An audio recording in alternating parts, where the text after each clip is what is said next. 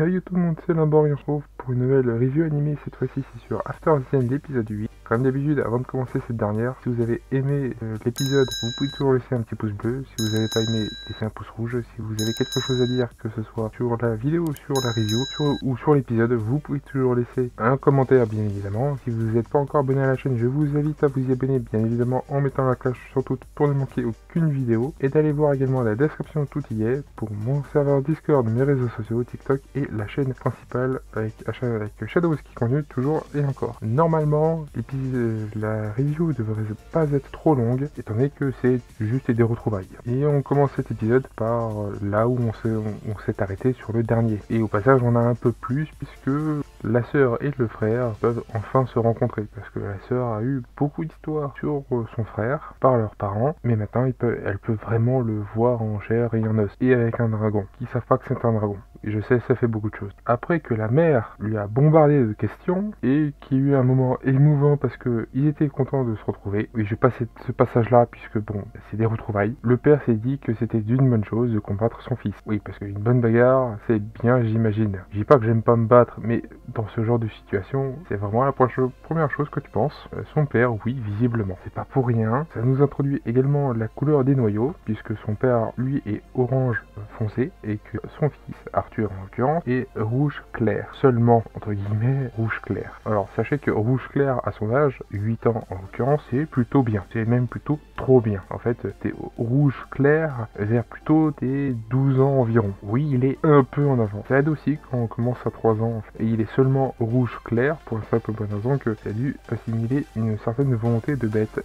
Voilà. Alors, cela dit, j'ai pas précisé, mais parmi les différentes couleurs, noir, rouge, orange, jaune, etc., jusqu'à blanc, tu prends rouge ou orange, t'as 3 étapes dedans. Orange ou rouge foncé, orange normal et orange clair. Pareil pour le rouge et pareil pour toutes les autres couleurs. Après ça, et après, enfin juste avant qu'ils commencent à se battre, il y a la famille qui possède la propriété et qui héberge ses parents, finissent par arriver en trombe que toute la ville est visiblement au courant que son fils est revenu. J'exagère un peu peut-être, mais ça fait vraiment cette impression. Ils ne les connaissaient pas, donc ils se présentent, tout le monde se présente. Ils ont une fille d'ailleurs au passage qui a à peu près le même âge que lui, à peu près. Et alors je vais le dire maintenant, au moins ça sera fait. Ses parents, ils veulent et elles-mêmes voudraient être mages et s'inscrire ensuite à l'académie. Oui, l'académie, il faut que je repense à vous en parler juste après. Mais ça la stresse, et étant donné que quand ça la stresse de trop, ce qu'elle fait et ce qu'elle devrait pas faire, c'est aller en cuisine, bouffer plus. Non, c'est pas une blague. Et ses parents la stressent beaucoup trop avec ça, et étant donné que plus ça la stresse, plus ça saoule.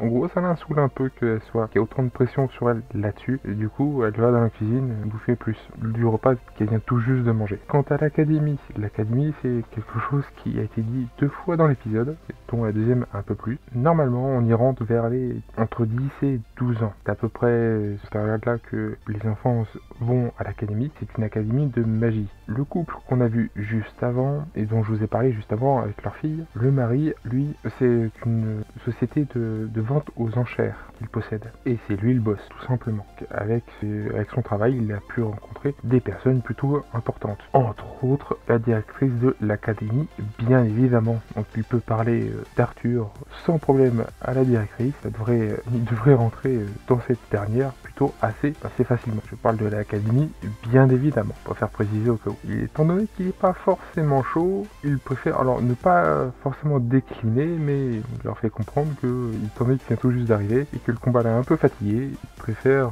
s'en aller dormir. Bon, il va se perdre, mais ça c'est un détail. Le lendemain, le groupe d'aventuriers qui les accompagnait au début de la série, qu'on n'a pas revu depuis, sont de retour. Et ils ont appris également, eux aussi, que Arthur était de retour. Et ça n'a étonné personne, ils sont tous très heureux de le revoir. Jasmine a fait un truc un peu étrange, elle l'a tâté de partout. Elle a en gros check complet, voir s'il était en un seul morceau. Et c'est bon, il est en un seul morceau, ça l'a rassuré. Et d'ailleurs, en parlant d'aventurier, il a pensé à une chose, de devenir lui-même aventurier. Puis après tout, le royaume, il ne le connaît pas vraiment, voire même pas du tout en fait. Donc ça l'aiderait beaucoup de mieux le connaître. Sauf qu'il y a un hic. Oui, il vient tout juste d'entrer, donc il doit dire à ses parents que ah bah en fait je m'en vais pour un temps indéterminé puisque je vais devenir aventuriers, ouais, ils vont pas vraiment être chauds. Mais toute cette partie-là, on verra ça dans le prochain épisode, puisque oui, ça se termine plus ou moins là-dessus. Ça se termine sur la fille du couple qui s'appelle Lilia, quelque chose du genre, qui est mort, ça doit être quelque chose du genre. Oui, quelque chose du genre, je ne me rappelle pas vraiment, et étant donné que ça ne reste pas vraiment non plus, ça explique beaucoup de choses. Et en gros, ça se termine sur elle